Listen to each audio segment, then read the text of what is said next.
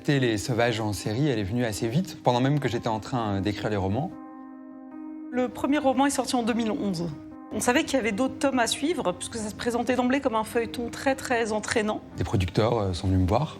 Ils ont tout de suite repéré la qualité un peu cinématographique de l'écriture.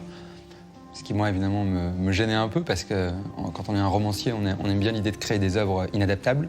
Mais bon, il faut reconnaître que c'était pas le cas des Sauvages. Qu'ils se prêtaient bien à l'adaptation, il y a beaucoup de dialogues, et puis des personnages très incarnés, très vivants, et surtout un sens du romanesque qui, à mon avis, se traduisait très bien à l'écran. Joé Farré a tout de suite réagi comme moi. Il y avait tout ce qui, selon nous, fait une série, à la fois une saga familiale et de l'autre côté un thriller politique. C'était très haletant, très bien dramatisé. Tout se passait en temps réel. Et quelque chose qui parlait d'aujourd'hui, de la France d'aujourd'hui, et tellement de la France d'aujourd'hui que c'était même un récit universel. J'ai eu vraiment l'impression que les critiques disaient très juste quand ils disaient que le roman de Sabri Louata était une espèce de mélange entre 24 heures chrono et Balzac. Parce qu'on sentait une grande influence littéraire. On sent qu'il a découvert les séries en même temps qu'il dévorait des livres. C'est vraiment la télévision toujours qui m'a attiré du point de vue de l'écriture. Balzac, s'il écrivait aujourd'hui, il écrirait des romans, il écrirait aussi pour la télé.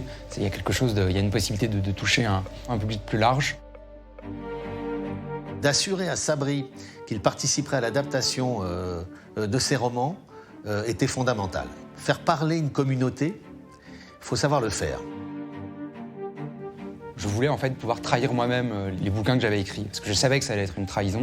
Je savais qu'une fidélité extrême était de toute façon impossible. J'ai jamais vu d'adaptation réussie qui soit absolument fidèle. Il était fidèle à l'esprit de ses romans, mais on s'est rendu compte que c'était un dialoguiste hors pair et qu'on aurait eu tort de s'en priver. C'était une mini-série, tout de suite. Il n'y avait pas l'idée de faire plusieurs saisons. Donc on a 6 épisodes de 52 minutes. Il y avait à peu près la même durée que dans un roman, une sorte de durée mentale. Quand Rebecca est arrivée, il y a eu vraiment le projet a fait un bond considérable. Ce qui me séduit en premier lieu, c'est que c'est un projet qui ne vient pas de moi, qui vient de la psyché, de la pensée de quelqu'un d'autre. On avait envie de quelqu'un qui puisse rester dans le réel tout en lui donnant cette dimension romanesque. Je pense que vraiment ce qui m'a séduit, c'était d'opérer la jonction entre la série américaine à la The Wire, c'est-à-dire documentée, intéressante, politisée, excitante, et d'un autre côté, le roman russe, familial, l'épopée, le côté romanesque en fait d'un roman très européen. Je trouve que c'est la force vraiment de la saga de Sabri Louata. Indépendamment même de penser à l'adaptation, on a beaucoup parlé de nos opinions en fait, de comment nous on voyait, comment on se sentait, parce que c'est une série très politique. Quand la crise des Gilets jaunes arrive, quand la crise algérienne arrive, et qu'on se rend compte qu'on est en train d'en parler d'une manière ou d'une autre, c'est qu'on regarde les choses au bon endroit. Il fallait vraiment qu'il y ait un match, en particulier sur ces questions. C'est-à-dire que c'est une famille arabe quand même. Donc voilà, d'une certaine façon, je me disais, est-ce qu'il ne faudrait pas plutôt un réalisateur arabe pour le faire ? Je suis une fille d'immigrés moi aussi, c'est-à-dire que moi je suis la première génération de ma famille à naître en France. J'ai souvent dirigé des acteurs maghrébins qui sont français depuis plus longtemps que moi. Ma mère est née au Maroc, mon père en Pologne. Voilà, c'est un trajet de minorité que je connais, que j'ai un peu fréquenté de l'intérieur. La honte d'une origine, je la connais aussi. La classe très moyenne, je la connais. Donc il y a une part d'horizon culturel qui m'était pas non plus complètement étranger. Et ensuite, quand on a commencé à écrire ensemble, à trahir ensemble mon bouquin, j'ai vu que ça allait vraiment dans la meilleure direction possible. Et on avait tous les deux envie de tirer l'histoire vers de la fiction, vers du romanesque et loin de la sociologie en fait. On avait tous les deux un désir de roman, un désir de fiction. Il m'a dit de vous appeler, de parler d'attentat à la bombe, je sais pas quoi là. Vraiment, Rebecca, ça l'intéressait beaucoup, la dimension action. Il y a du suspense, il y a des secrets, il y a des révélations et puis il y a des scènes d'action en tant que telles. Une évasion dans une prison, y mettre le feu, une poursuite, le GIGN qui débarque pour embarquer tout le monde. Tout ça, en fait, me plaisait. Il y avait un ensemble, en fait, de séduction et qui me donnait l'impression qu'on était au cœur du contemporain, que ça me plaisait.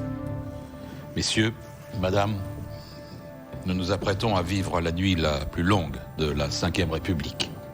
Après, ce qui a été difficile, évidemment, c'est l'adaptation elle-même. C'est que choisir dans un roman qui est quand même très foisonnant, que prélever, quelles histoires nous intéressaient plus. Ça a ressaisi l'intégralité de la matière en fait, de la saga de Sabri avec beaucoup de mobilité. On reprend les personnages, on en invente d'autres. Il y a un travail de condensation, de dilatation sur d'autres trucs. Tu sais quoi, toi, sur Nasir? Une des trouvailles de Rebecca, ça a été de dire qu'il fallait que cette histoire se passe sur un temps très court. C'est pour ramasser le récit sur un temps précis et créer évidemment un chronomètre qui démarre et qui va tourner et avec une échéance très précise. C'est la semaine qui fait trembler la France.